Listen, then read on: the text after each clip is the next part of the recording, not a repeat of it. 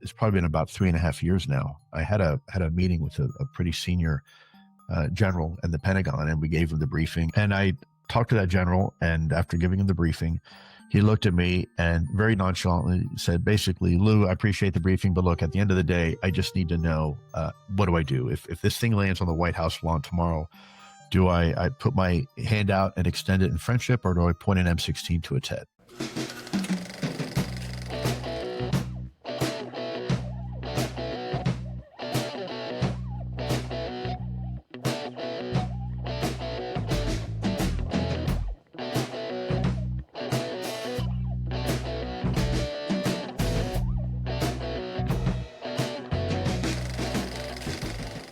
Today, we're privileged to welcome a key insider in the UAP disclosure movement, Luis Elizondo. As a former intelligence officer in the Department of Defense, Lou headed up the Pentagon's Advanced Aerospace Threat Identification Program, or ATIP, and later stepped forward publicly to reveal what he knew. Lou is now an author and investigative advocate for UAP transparency.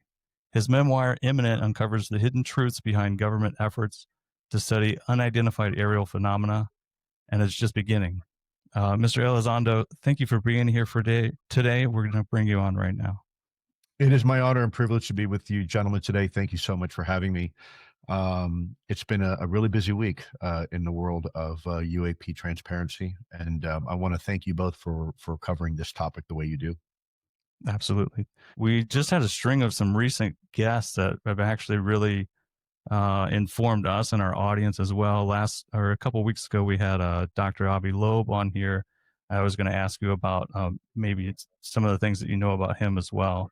But before we start that, I wanted to kick off the first question I had for you, just to kind of give the audience a background. A lot of our audience follow this topic pretty closely, so they probably know who you are already. I just finished your book. I wanted to promote that as well while we're here. Guys, I feel a shameless plug. Please, please, every time. Do me a favor. At least let your audience know that I did not ask you to do that. People are always accusing me of plugging things that I do, and I really don't. I won't even bring it up in an interview unless someone directly asks me. So please, I appreciate it, but please let your audience know that I did not make this a condition to do an interview. I'm not asking you to plug anything that I do or that I. Absolutely. Yeah, that's not, I just finished it. I'm a pretty slow reader, and I read this book in about 10 days, which is unheard of. I didn't even read my dad's book that fast. No, you didn't. Well, I can't even read, and I wrote a book. So what does that tell you? It took him 10 months to read my book. Okay. So he read yours in 10 days. But yeah, I'll talk about that a little bit later. I want to ask you some good questions though, but I will say that this is one of the best books I've actually ever read. And I was looking to see if you even had a ghost author. I was like, come on, man, this guy can't write like this, really. But yeah, it's very good. I wrote the book, and it's it's easy when it comes from the heart. Right. I never imagined the book to have been this successful. It was not my motivation for writing a book. My motivation, I've always said from day one, was to be able to write something and get it approved through the Pentagon security review process. So once they approve that, there's no going back, right? Now that's a moment, that's now part of the record, right? And so with that book, we don't have to keep rehashing old stuff. My hope was that I could get the Pentagon to approve most of it. Interestingly enough, they still redacted portions of it. I tried my best to kind of wiggle around some of the security classification guidelines. But still, I guess I hit a couple tripwires there, and they decided to redact some portions. But I did decide to leave them in the book, so everybody who's reading the book can see exactly the portions that somebody in the Pentagon doesn't want you reading. Right, and I will say there's actually not that many redacted statements in there, which was surprising to me. The amount of information that you were actually able to publish in that. But Lou, I wanted to ask you again a little bit of your background, just real quickly, because I know I don't want to keep you here all day. The arc of your career, pretty much from your military intelligence leading to ATIP. just so everybody kind of has your background. Well, a little about me. I often tell people I'm a Gemini. I like long walks on the beach and pina coladas. That kind of sums it up. After college, I joined the United States military, the U.S. Army. I spent a good portion of my earlier career in the Army in military intelligence and supporting special operations and being part of special operations activities in certain capacities. From there, I was recruited into a specialized program. I guess I'm living proof of that screw up and move up. But I wasn't particularly a great soldier. I just did my job the best I could. For whatever reason, somebody somewhere thought I'd be also good in another capacity. So I wound up working in a specialized program. I was then left the military and became I was a civilian special agent, where I was primarily focusing initially in my earlier career on three things: counterespionage, so chasing spies, doing a lot of counterinsurgency work in Latin America, counter guerrilla operations, and some counter narcotics. And later on, in between that and 9/11, I had either the fortune or misfortune, I don't know how you want to call it, of supporting some very high-end technology regarding aerospace. I had a background in first stage solid rocket motor boosters, and rocket technology, space technology, satellite technology, launch technologies, aircraft technologies, advanced avionics, radar systems, et cetera, et cetera. Early in my career, I had a chance to work on some of the original the UAS programs,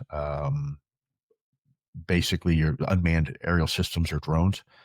And that would include things like the Pioneer and Hunter UAVs way back, another little one called Cypher. And then I started working with Global Hawk and the Army Dark Star program. Not the Dark Star program you see on Top Gun. This was a much more rudimentary platform that the Army had way back when. Right. And so I did a lot of that, a lot of helicopter stuff as well, the Apache Longbow, some of the other NOTAR type capabilities that we were trying to experiment with. And then 9/11 happened and my world changed forever. And I found myself very quickly focusing on counterterrorism, focusing against Al-Qaeda, Hezbollah, ISIS, and organizations like that. Spent a lot of my career after that over, and I spent the early part of my career over in Asia and Latin America. Then I wound up spending most of it in the Middle East after that, and in Afghanistan as well. Came back to the United States again. I guess you screw up and move up enough, they bring you back and you trade in your gun for a pen, and you start fighting battles with Congress for trying to keep budgets and whatnot. Yeah. Then towards the end of my career, I was brought into a very nuanced program. At the time, now everybody knows it's called ATIP, the Advanced Aerospace Threat Identification Program, which was really a subset of a much bigger program called OSAP, which was run by a gentleman named Dr. Jim Lukatsky. And when Jim left, we continued to focus on the nuts and bolts of UAP. We had enough compelling information and data to suggest that these things were not only real, but they presented a clear and present danger to our aircraft, our military aircraft. Now, a lot of people, will say, oh, well, did you get civilian information? People need to understand that in my role, specifically, I had a lot of different portfolios. In some portfolios, I ran Title 50 programs, which people might associate with CIA. And other roles, I focus on Title 10 programs. It's my authorities to do what I needed to do. And Title 10 authorities are specifically Department of Defense.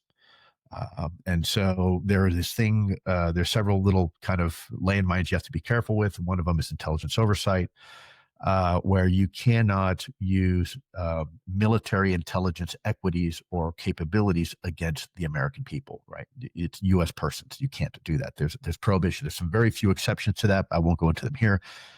But needless to say, getting data from civilian aircraft and from the civilian population, even the commercial industry, was not something that we could do in ATIP. We had to focus primarily on military equities, military bases, military personnel, globally around the world.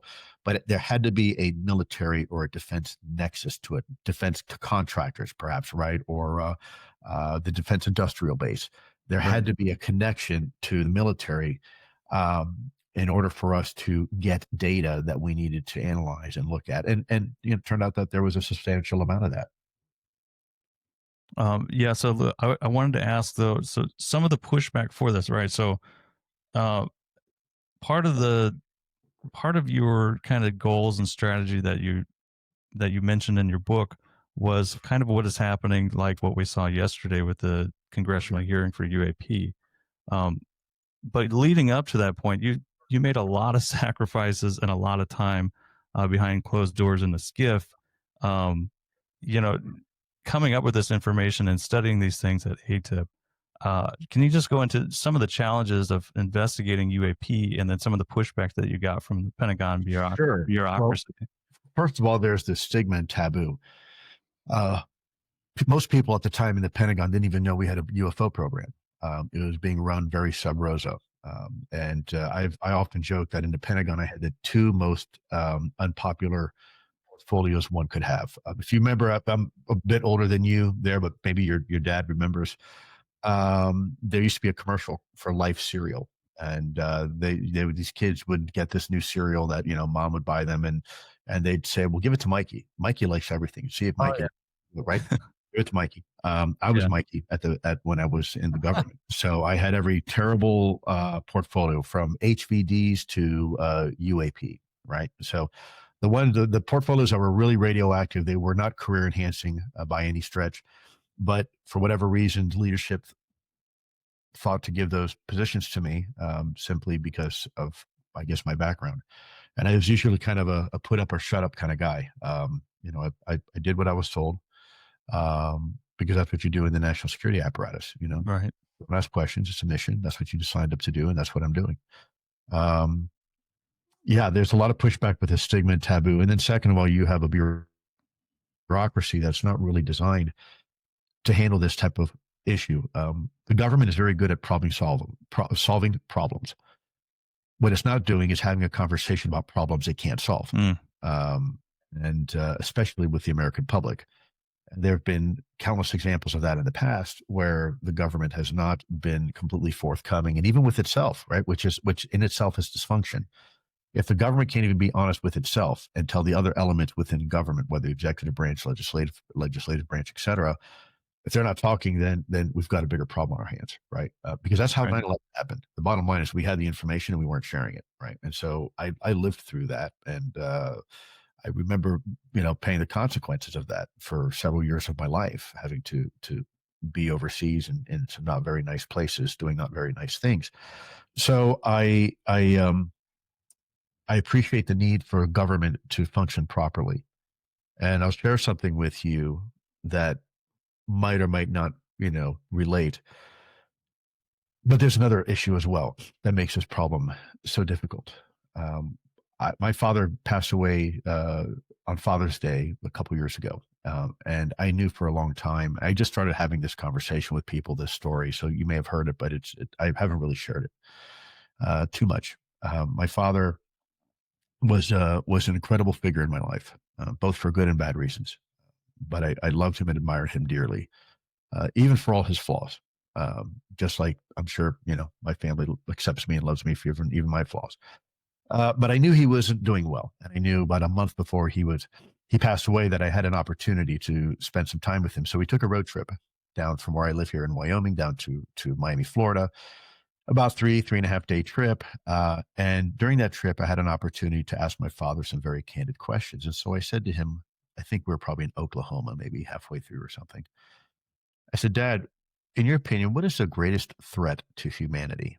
Now I'm thinking to myself, is it, a terrorist attack? Is it some sort of a pandemic disease? What is it?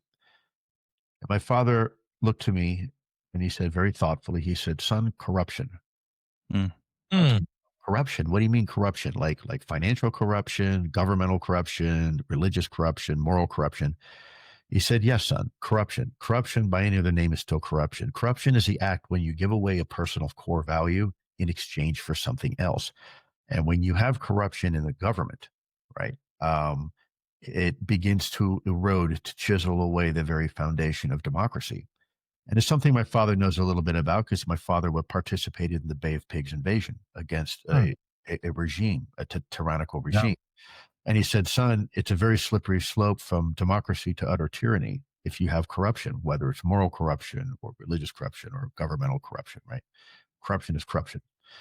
And so I think that is also one of the challenges we have when having discussions about the UFO issue in government, because there have been people in the past who've been part of legacy efforts, uh, uh, contract companies as well. And the fact that they have not told Congress, they did not tell the certain committees, they did in some cases not even tell the president, that is a corrupt act. And then when they lie about it, right, that there again is a compounding corruption. That is Right. another corrupt act on top of a corrupt act, right? So you start to build this foundation and this edifice all based on lies, and that can only stand for so long, because the foundation itself is rotten. It's not strong. And so that's another issue with having this conversation, because there's a lot of people who made decisions, probably poor decisions, not to tell somebody. And look, I'll take responsibility for that. People will look at me and say, well, are you aware of any, operation that wasn't informing Congress? Yeah. ATIP, perfect example. Right. The other programs I was part of, when I was working with the U.S. government on detention things, there were things that the government was doing, and it wasn't until a whistleblower stood forward and said, hey, this is what's going on. Did people know what's going on, and even our government. So, it's a challenge, and we have to, in order for us to have real truth and transparency, we have to fix the system. And I think that's what we saw last night, yesterday with the hearings. The hearings were very, very clearly designed to try to fix a problem that Congress is now made aware of, that they have been lied to, right? And they said it flatly, hey, look, I can't tell you what's the truth, but I can tell you when I'm being lied to, and I'm being lied to. And they were being lied to by organizations like Arrow at the time, Right. their former director. But lies are something that eventually get reconciled at the end. You can't keep a lie going forever. Eventually the truth always comes out. There's an old saying that that the time it takes for the truth to hit the front door, a lie has already gone around the world. But it's short-lived, right? It's never forever. Right. And so I think we're now seeing some sort of effort within the government to reconcile this. I think enough people now, we have a critical mass. People realize it's time we have an honest conversation about this topic. There's been some people, unfortunately, whistleblowers, and people who wanted to be whistleblowers, who've had their lives ruined over this topic. I'm one of those guys that they came after with just about everything they had. I tell people there's a reason why I live here in Wyoming with 5 German Shepherds, and I'm heavily armed. If you could see on the other side of this camera, you can see what I'm talking about. Yeah. That's no way to live your life, especially when you have a family. But some people had a lot worse than me. And so, I'm not going to complain, because at least I'm here telling the story to you guys, right? Right. Could be I'm not here at all, right? Wind up, floating in the Potomac with a pink tutu and combat boots, and someone saying that, Lou went crazy or something. I don't know what to tell you. It's happened before. And if people want proof that we've had these type of rogue operations before, look no further than, things like MK Ultra, where the CIA administered LSD to unsuspecting individuals, and some of them died, right? Yep. Look at the Tuskegee experiments, where we allowed our fellow brothers and sisters to be infected with a terrible, terrible disease, which we, by the way, had a cure for, syphilis, right? And instead of giving a cure, we allowed syphilis to take its natural course and kill people. We haven't always been forthcoming in the past, but guess what? Eventually the truth comes out. And so I think we are on that road now regarding UAP transparency. Lou, I was going to say, I thank you so much for being so candid about that. Thank you, your service. Thank you for your service for the country. I know you love America, and you love. I do. I tell people I'm unapologetically patriotic, but there's a lot of people that, I hate to be cliche here, but let me just remind you and your audience, all gave some, but some gave all. And so I'm very lucky to be here, because I didn't have to give all. I'd be willing to do it, but I didn't have to. And so a lot of people gave a lot more than me. Yeah. I'd like to get to the heart of probably your discoveries or the information that has been discovered from the the massive threat, the serious threat to our national security when it comes to UAPs and the retrieval of the non-human biologics, and the government obviously covering up. And I think, can you tell us about that, and how and why is that such a threat to us? What is it we don't know that we probably need to know? Well, a threat, I think you just said it yourself. A threat never comes from something you know. It always comes from what you don't know, right? And so we Yep. have this huge delta of information that we don't know. And therein lies a threat, because what you don't want to do is make a decision preemptively without having all the facts, all the details, all the data. Let me highlight that, an example for you. It's probably been about 3.5 years now. I had a meeting with a pretty senior general in the Pentagon, and we gave him the briefing. And I talked to that general, and after giving him the briefing, he looked at me and very nonchalantly said, basically, Lou, I appreciate the briefing, but look, at the end of the day, I just need to know, what do I do? If this thing lands on the White House lawn tomorrow, do I put my hand out and extend it in friendship, or do I point an M16 to its head? And my response is, my dear general, neither one may be a viable solution. Hmm. It's not an either or. This is not a binary equation. It's not I do this or I do that, because either one could be, you put your hand out, and if it's a hostile type organism, then maybe you're showing a sign of weakness and it wipes you off the planet. Maybe if you point an M16 to its head, it's got technology far more superior, and that's an act of hostility, and you've also doomed mankind, right? Right. So it's not an either or. It's not a, do I do this or do that? There's other options there, and we're not going to know what those options are until we have more information. And therein lies the real threat, the fact that we don't have all the information we need in order to make the proper decision. So I just want to follow up with that. Sorry, Pastor. Yeah. So you mentioned in your book I mean, it's kind of what you're alluding to with that response as well. The three different kind of scenarios for what these UAPs could mean, right? So they could be good actors, bad actors, or neutral actors. From your experience and the information that you have, would you be willing to guess which one you would actually lean to of those three scenarios? Well, I think it's relative. I mean, what does good mean? What does bad mean? I mean, good and bad change with the morality of a society. Things that we thought were good, 100 years ago, 50 years ago, for example, separate but equal, we now realize was horrifically bad, right? Right. And things that we thought were really bad in the past, certain forms of technology and whatnot that actually wind up being very good for us and life-saving. And so we have to first, as a people, as a society, come to an agreement of what even good or bad is. Now, I think it's easy to say that bad for us as humans is anything that goes against the interests of human beings, right? Something that is not working in our favor. Bad, But, yeah. right. But is that really bad, or is it just, our myopic view of this, this human-centric view that we have, anthropomorphic view that we have of our reality and our universe? Sure. We like to put ourselves, as we always do, as human beings in the center of the universe. But the reality is that's probably not the case. Now, it doesn't mean we're not special. It doesn't mean, from a theological or religious perspective, that we're any less of value. It just means that we may be living in a zoo that's a lot bigger than we thought, right? And Yeah. and so what is good and bad? I think there are some actual things that are good and bad. I have seen evil. I've seen it in warfare. I've seen it in when people attack innocent people. We saw something horrible that occurred just the other day on a train, where some young lady from the Ukraine was viciously stabbed.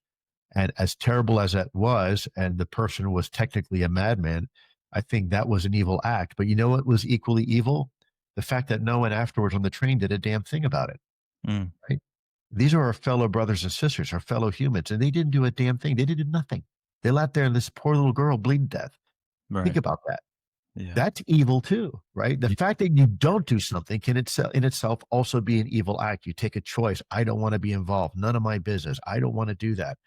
So, I I shudder at the thought of being judged, of judging anybody or anything, what's good and bad, just simply because it doesn't comport to what I think is necessarily good or bad or in my own self-interest. Now, if I see there's some sort of presence out there that is indiscriminately wiping out life, then I would be against it. But then again, my own species does that, right? Look what we do to our own environment, right? Look how many species have been extinct simply because humans decide to make a decision that's self-serving, and now there's entire species like the dodo bird that, the passenger pigeon that aren't here anymore. So, Right. are we evil? Well, maybe we're selfish. I don't know if we're evil. Some of us are evil for sure. Maybe we're just human, and it's hard for us to differentiate between good and evil. Again, we rely on things like religious institutions and governments and laws and rules to keep us somewhat in line. But let's face it, rules and laws change all the time with the social evolution of a society. So that's not really a good guidepost either. So how do we define what real morality is and what really good or bad is? Do we even have the capacity to really recognize something that is truly good or something that is truly bad? I think we do. I think there are these beautiful moments where a human being will do something completely against their own self-interest to help somebody else out. And that is a good act. That is a good thing, right? Right. But the opposite exists too. And so, we're always kind of walking this fine line between yin and yang. It's funny because when you look at the yin and yang symbol, you notice that there's a very definitive line between the black and the white. But in reality, that's not the case. There's a transition. There's a big gray area. If you were to walk that black line, you would realize it's not. It's gray, Right. and it's a transition. Sometimes it's very hard to define. Sometimes you have to do bad things for good reasons, right? Like warfare. Right. And then sometimes people do good things for bad reasons because they're selfishly motivated. They're trying to curry favor, something like that. They're trying to manipulate. So it's a much deeper conversation to have, I think. Right. Great conversation, but I think that's probably for another podcast. Let me say this, Luke. Thank you, because you're defining the human nature of good and evil, which we obviously know we possess. As a pastor, I would be my audience would absolutely tar and feather me if I don't ask this question. We look at things sometimes. We know that there are good angels and bad angels. We had the ones in rebellion in heaven. Lucifer and his minions were cast out to come to the earth. And they have been obviously utilized to persuade, to try to convince the human beings to do things that they really shouldn't do. Yeah, influence. Right? I'm going to ask you, and of course, we've got the good angels. It's also say, no, don't go there. You know better. This is a better way. My question to you is this. With your expert knowledge and intelligence and been involved in, whether you've seen it yourself or you've been privy to the information, do we know that we've encountered angelic beings, or is there fallen angel technology that we have retrieved and are using on the human earth? Okay. Or do you know of something beyond the biblical good and bad? Is there a third option that's broader than anything that, from my perspective, from a biblical perspective, do you know, Paul, there's things that you've never even dreamed about in the Bible that we have already encountered? Right. Can you help me understand that one? Sure. Well, first of all, let me be very candid here, Pastor. I don't believe anything is beyond the Bible. I think it might be beyond our understanding or our interpretation of the Bible at the time. Case in point, there are things and technologies that we have now that probably even 100 years ago, 200 years ago, would have been considered antithetical against. So let me give you a case in point. There was this point where the Catholic Church had this Earth-centric model of our solar system, and it was Galileo with some other observations looking through a telescope who's proposed the idea, actually, we live in a heliocentric model of our solar system, meaning the sun is the center of our solar system and the earth rotates around the sun. At the time, the church rejected this with such violence that they threatened to actually burn Galileo at the stake. In fact, they refused to even look through the very telescope that he was using to prove his observations, and he was forced to recant. Now, remember we talked about the truth, right? The truth always comes out. Yep. So the truth comes out. We realize that the Earth is not the center of our solar system. And so what happens then? Well, nothing. In fact, it didn't hurt religion at all. It only, that idea only contradicted our understanding at the time of the Bible. I agree. It didn't really contradict the Bible. And so I think therein lies part of the problem. This is not an either or. Either you believe in aliens or you believe in the Bible, right? Or you believe in extraterrestrials or you believe in the Bible or ultra-terrestrials or whatever you want. Sure. You know, I am of the opinion that there are no limits to the dominion of God. And every time we try to put God or the notion of God or even Mother Nature even in a tiny little box, Mother Nature always figures out a way to wiggle her way out, right? Agree. Life does not abide by our rules. Nature has a vote, right? And so does God. And so the idea of God. And so I don't think the two are mutually exclusive. I don't think it's an either or. I think it is if there is friction in a religious context about this topic, it has nothing to do with religion. It has everything to do with our interpretation of religion, if that makes sense. I got it. And as far as angels interacting with human beings, I think that happens every day, but it's not necessarily the physical angels that some might think that I'm alluding to. Abraham Lincoln had a famous quote about hopefully mankind listening to the better angels, right, of his nature. And I think that's important because we are always in a struggle. We're always in that gray area between the yin and the yang, between the good and the light and the darkness.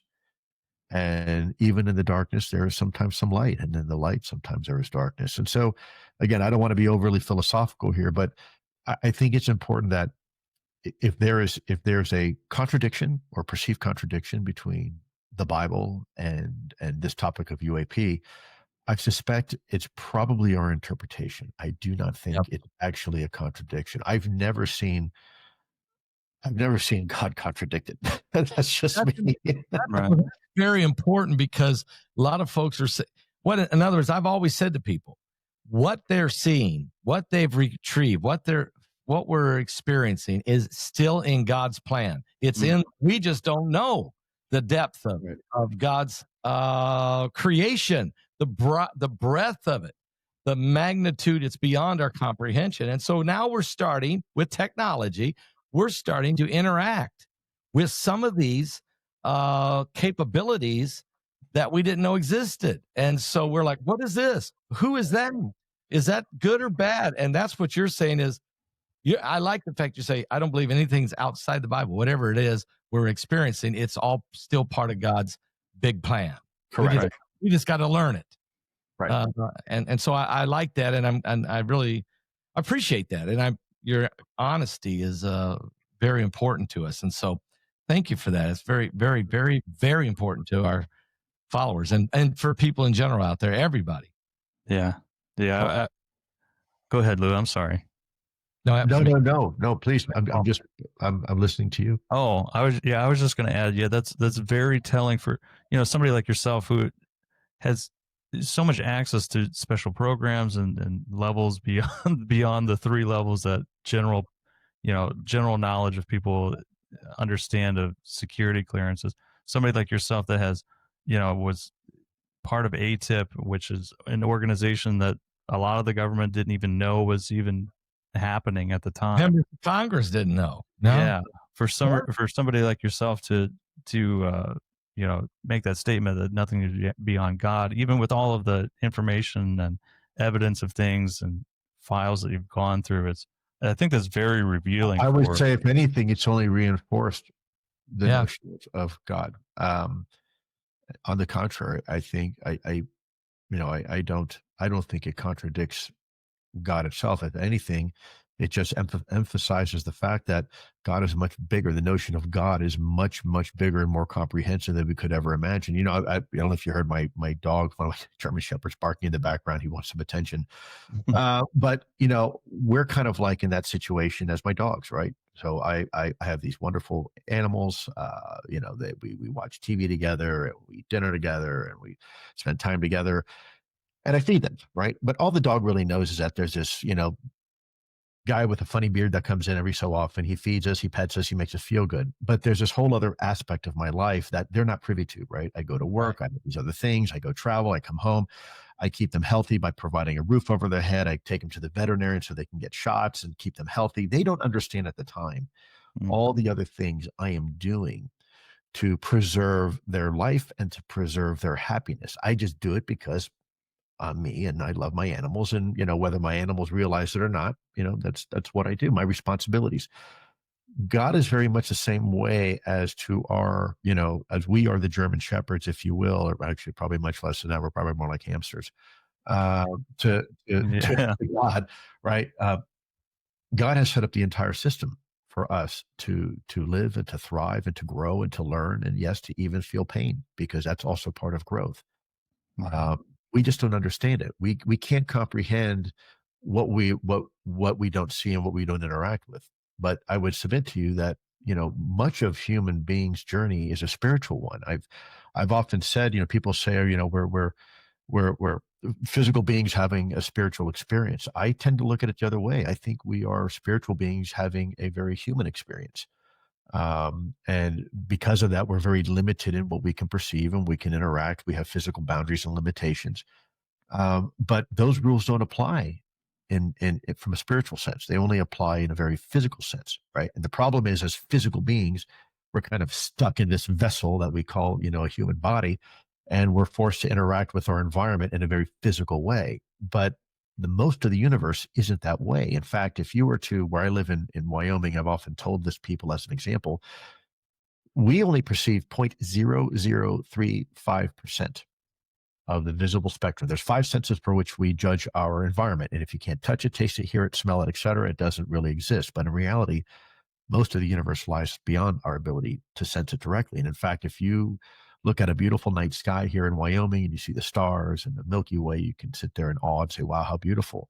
And yet, if you look at that same part of the night sky through a radio telescope, you will see in a different reality in front of you entirely. You will see nebula, gas clouds, and see things in a definition that you had no idea existed. And yet, because we only perceive 0.0035% of the entire electromagnetic spectrum as expressed by the electro-optical spectrum, right? We only see less than 1% of the entire electromagnetic spectrum. And yet most of reality lies beyond it, either above or below. Maybe it lies in the soft X-ray bands or in the gamma bands or, you know, radio bands. You would, just like this silly little cell phone I have here. If you imagine if you had cell phone vision for just a moment, and now you could perceive the world around you in Wi-Fi 360 and in GPS and in AM and FM signals and G5 signals and G4 signals, you would have a completely different understanding of the environment around you. You would be able to understand what lies beyond the horizon without ever having to actually see it, because you can perceive it, right? And that's just some dumb little piece of technology. That's not even, you know, the spiritual world. That's literally the physical world are limited. So you can imagine that, you know, I think, again, most of the universe, I've often told people too, there's also a scale issue. You know, we are a species filled with hubris. We think that this is all there is, but the reality is, if you compare a human being to the size of our observable universe, scientists have speculated from end to end that the observable universe is probably, and this is observable universe, about 40 billion with a B, billion light years across. Now, most people don't really know what a light year is. A light year is the time it takes a photon of light to travel in a year. How far is that? Well, a photon of light can travel 186,000 miles per second, basically 7.5 times around our planet in 1 second.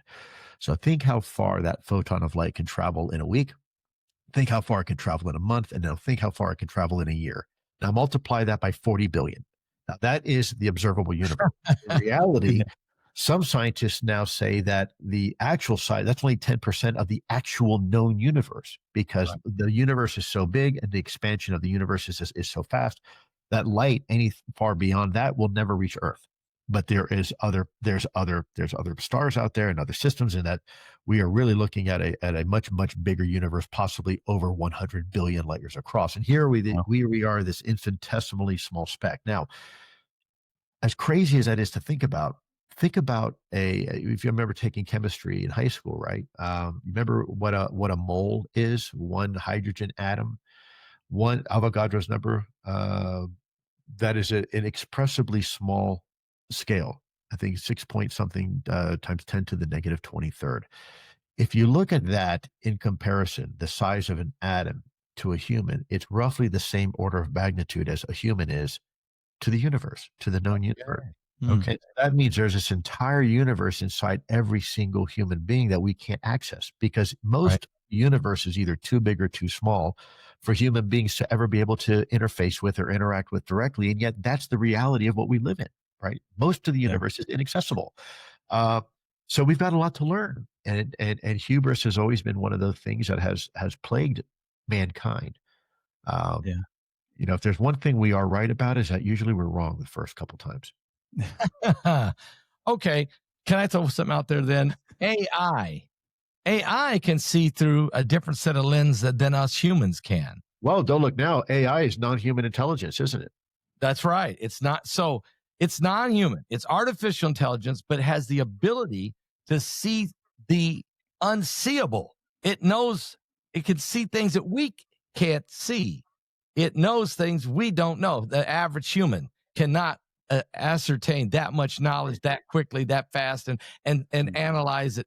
So this has got to be maybe one of our greatest threats than anything else. I mean, I don't know. We can either use it for sure. I'm in violent agreement with you on that, but it's not just AI. Look at these things that we invent for ourselves. We invent atomic energy, and the first thing we do is we use it as a bomb. Yeah. Right. We invent the internet, and we all know, that leads to some people to some very dark areas, right? It's been responsible. Yes, it's helped society, but it's also hurt society tremendously. Right. So it's like having a conversation with your kid about sex. You definitely don't want your kid learning about sex on the internet. Right. So that's not, that's not a good thing. And so it's everything that mankind produces can serve both good and bad purposes. It's how we decide to use it. And artificial intelligence is no different. Artificial intelligence can really enrich our lives on a daily basis if we can restrain ourselves and use it for good purposes, right? For righteous purposes. Yep. But remember, just like the atomic bomb and atomic energy, you can also use it for very bad reasons as well. So it's not the technology. It's not that AI is bad and AI is a threat. It's us. It's our use of AI. That's correct. Yeah. Well, so I mean, I think, Lou, you just showed us that you probably are a Mensa. I don't know if that's actually. If he's not, somebody. Well, look, he addressed the Mensans. Okay, so trust me. That's what I'm saying. I ask what his IQ is, but look, I am not a smart man. I observe. I was not particularly smart in school. When I was a young kid, I had a lot of challenges, probably because of being on the spectrum. I had dyslexia, really hard time as a kid, socially, being able to fit in, and it caused a lot of grief and strife in my life. So I don't think I'm necessarily intellectually smart, but I try to be observant as much as possible. And I try to be respectful. I am not Mensa quality. I don't have that, top 1% of the world's intellect. Never have, I never will. In fact, I'm living proof you don't have to be intelligent to be in intelligence. But I do respect that. And I do think that there is a huge role for Mensa. The reason why I spoke to Mensa in the first place is because I think Mensa has a responsibility other than to just be smart. if you are given a gift of intellect, then you should use it for the betterment of our species, right? You now have a moral obligation to do something. If you're just sitting back in your living room with a bumper sticker that says Mensa on it, um, congratulations, but that's not enough. Now you have a responsibility to do something with that gift that you have been given, and you have an obligation to society. And the group has an obligation. I think Mensa has a tremendous future ahead of them. I think if they can get themselves in a situation where they can actually start helping drive decisions and providing information and alternative analysis to maybe some of our lawmakers and some of our policymakers, that would be a wonderful role for Mensa. Yeah. Why? Because they have the computing power, the organic computing power in their brain to do things that most of us can't do or even dream of. So I was very proud to be asked to speak to Mensa, but make no mistake, I am not a member of Mensa, and I will never have the qualifications to be a member of Mensa. That's amazing. My wife is a Mensa. She is in that 1%. I have the shirt that says, I get to go with her to the conferences. Right. But she's brilliant. And no, Pastor, I'll tell you, I'm the first one to tell you, when I walk into a room, the average IQ drops about 10 points. So, same here. Same here. So Lou, I wanted to ask, because people that are watching right now are like, when are they going to get to the hearing? So I'm going to bring it in right now. So I wanted their video. Yeah, I'm going to put it up here while I'm pulling this up. I wanted to ask this. So this is the newest video that was released, and now I just clicked the button. Oh, okay. This was the newest video that was released yesterday at the hearing on September 9th. So you guys are watching this a week behind. But I'm going to go full screen, and I'll have Lou go through it for us. I think this about what we're actually seeing here. So let's do that, and then we can get back into the conversation. I don't know if there's any audio that actually makes sense for this, though, or not.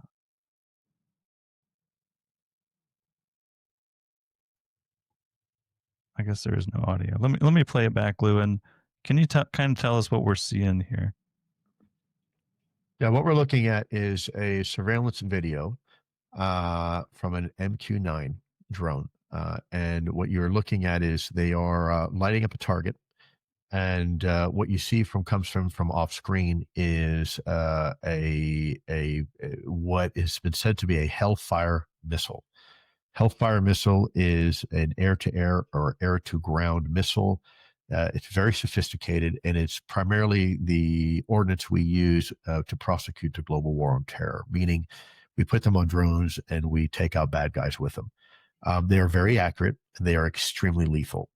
In this video, what you see appears to be a luminous object being tracked, and then off camera, onto camera, comes what is reported to be a Hellfire missile. Now, let me be very careful and cautious here. We don't have the provenance of this yet. So that needs to be validated. Are we actually seeing what we're told we're being seen? And if that's the case, then we need to know a lot of other things. We need to know velocity. We need to know altitude. We need to know position.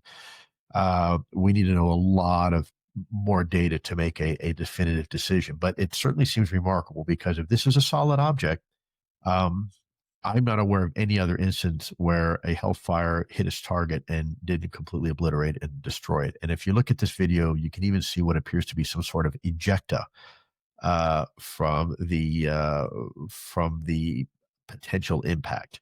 Yeah. We three or four things ejected from it. Yeah, but you notice, right, it looks like some sort of ejecta that comes from it, but then the object continues to fly. Yeah. So, it's interesting, and certainly a national security issue. Now, is it possible these things are, a cluster of balloons, and maybe that's why, when Hellfire hit, it's kind of like going through mist. It popped a couple balloons, but there wasn't any really hard target there, so it just kind of flew right through and broke up a couple balloons. Is that possible? It is certainly possible. Again, this is why we need more information on the videos. And of course, everybody loves videos and pictures. But the reality is video pictures only go so far. And I'm the first one to tell you, I myself have even been duped by videos or pictures, simply because I did not have the time to do the proper diligence on it. So we have to be cautious. We have to be careful when we're looking at videos. But what we can do is look at this video and compare with all the other videos that we know that exist, right? And the reality is there's many of these videos that are out there that especially that the government has that has not yet released, and then to see if we can start seeing a trend or a pattern. And so that's what I'm really pushing is that, yes, this is helpful, this video, but not helpful in a way that people say, oh, look, there's a UFO. It's helpful to say, look, the government's been having this type of information for a while and refuses to share it. Right. I mean, Right. it is remarkable to think, let's say this is just one of 500 videos of some type of luminous object that can be hit by a Hellfire missile and survive and That's right. still have the ability to it still That's has some type of intelligence. That is absolutely almost in our world, our knowledge, that's impossible. Look, let's say this was Russian or Chinese or adversarial technology. Okay. They have a technology that can evade a Hellfire missile. We're in trouble. We've just We're been in big technologically leapfrogged, right? So whether it's a UFO or anything else, we now have a national security issue on our hands. If we didn't before, we certainly do now. Yeah. I agree. Well, I mean, yeah, I was curious about that because even I'm trying to remember the name of the representative that had this video that presented this. Just Burleson. ask you. Rep Burleson.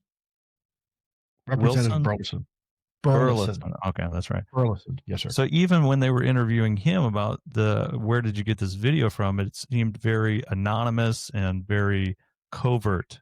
So I'm not an expert at looking at these videos, but just from that, general public, civilian, right, view of it is like, is like it's I can't verify anything really from what he's saying either. So what do you say to somebody that's a skeptic? Should we be skeptical of this video and the authenticity of it? And if it's so, not so much. Yeah. So Burleson put himself, obviously, he took a huge risk showing this because if it turned out right, to be something other than what it is, obviously could hurt his credibility. But at the same time, he's illustrating a point here that he had to get this through a whistleblower, right? right, If this is an official U.S., I think we're kind of missing the point. The fact that he is being vague is proof that he doesn't want to burn his source. Why? Sure. Because the government goes after those sources, and so he has to protect them, even if it means he has to present vague information. He's still making the point. Look, there's videos like this exist, and the government keeps telling us it doesn't exist, and here's the proof that it does. It doesn't matter whether it's a UFO from Mars or a bunch of kids' circus balloons. The bottom line is we do have video, and there is a problem here, and it's not being shared with the right people in Congress and in our own government. And so I applaud Representative Burleson for that. I also applaud Representative Luna and all her other colleagues for having the courage to do what they're doing. And Representative Mace, look, politics aside, you had liberals and conservatives agreeing that something needs to be done, right? Sure. And with the exception of maybe some minor politicization by one or two members, for the most part, this remains a very bipartisan issue. And I think that's remarkable. And I want to applaud our members of Congress for taking up the charge and putting their own credibility on the line to this. Look, we don't always agree with politicians, right? And I'm the first one to tell you that, I've had my fair share of friction, but I think their heart's in the right place. And I would never condemn that. Ultimately, we're all fighting for the same thing.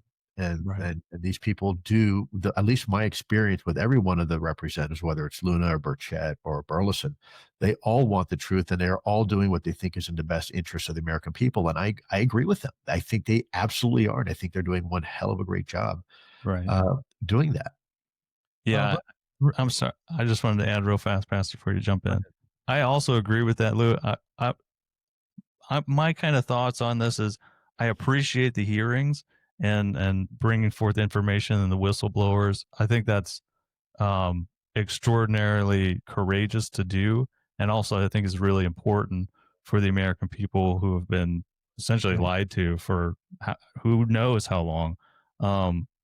But I also it's hard to think about an organization like Arrow. Maybe, I mean, do they have the best intentions in mind? How do they go through the process of verifying these things? Well, I think with Arrow is a different conversation entirely. I think I don't want to blame the current Arrow leadership for the sins of the past. It's not fair to them, right?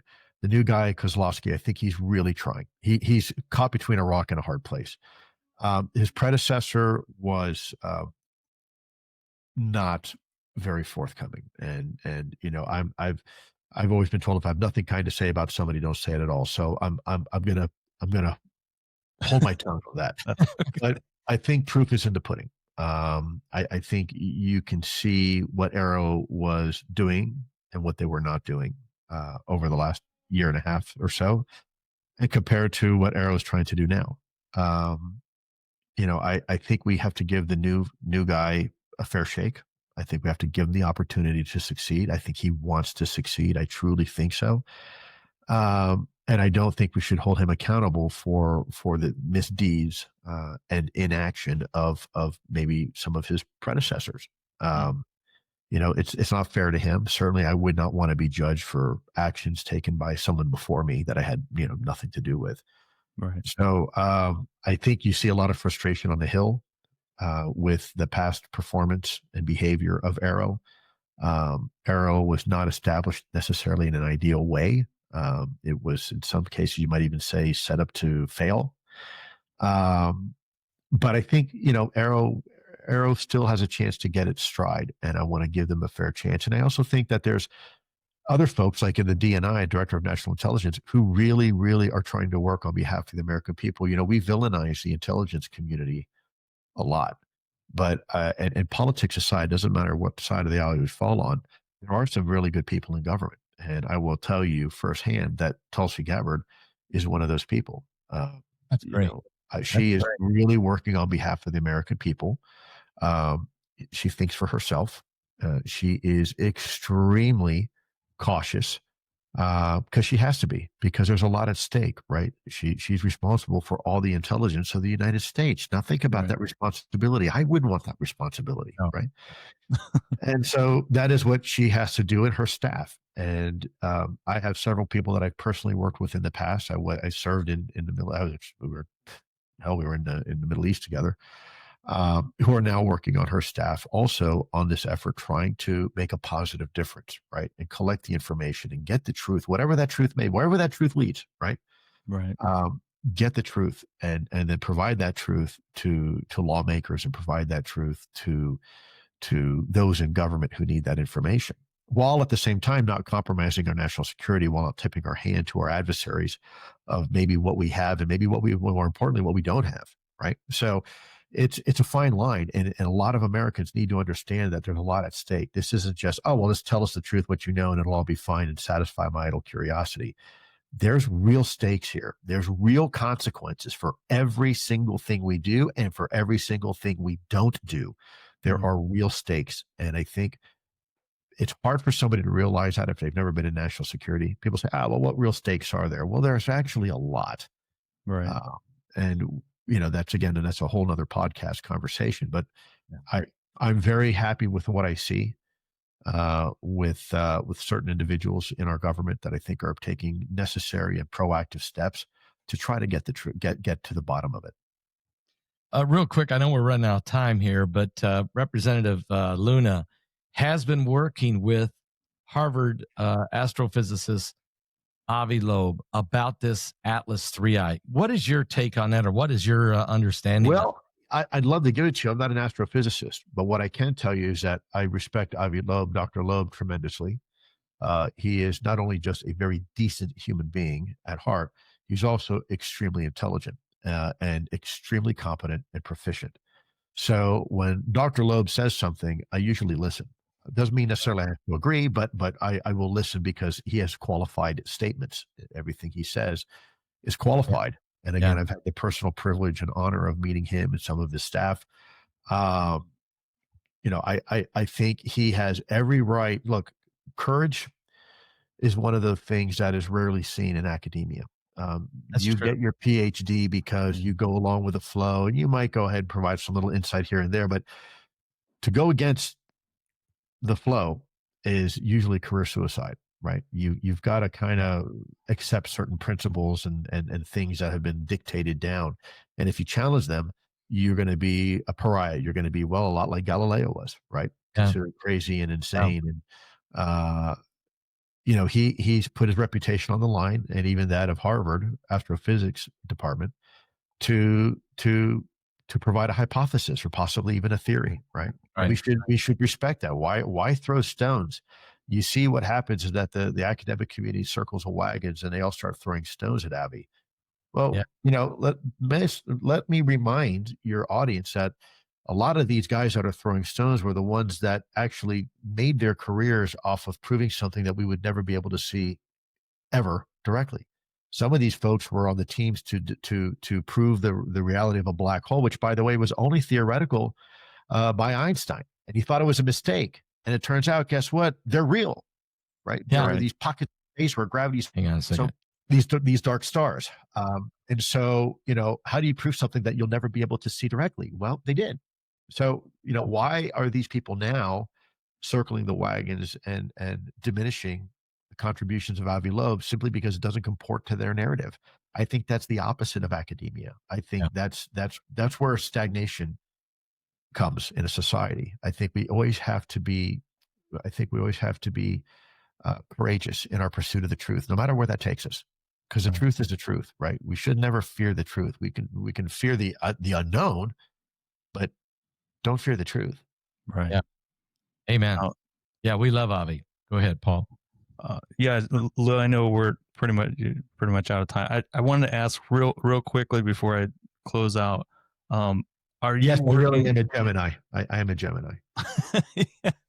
Are you working in any capacity, whether, you know, advising or anything with the Galileo project? You know, I'll let Avi answer that. Okay. I am always available to Avi. I provide advice and assistance as needed, when needed, where needed, and that's not just with Avi. That's anywhere and everywhere,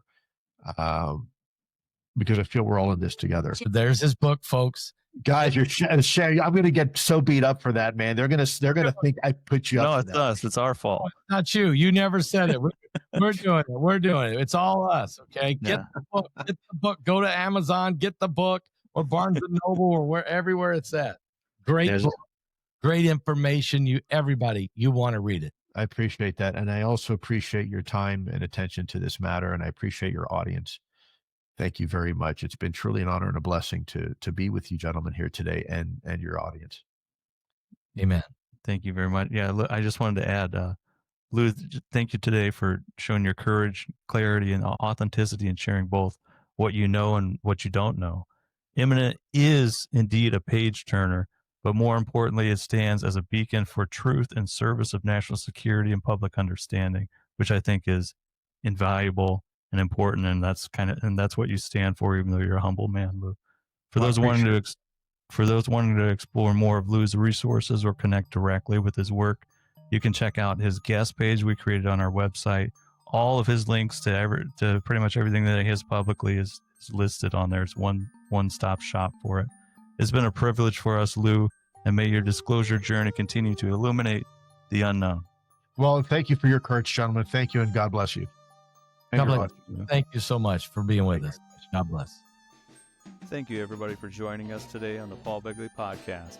New episodes will be released every Tuesday on all major podcast streaming platforms. For a video recording of this episode, you can watch and subscribe on our YouTube channel at Paul Begley Podcast.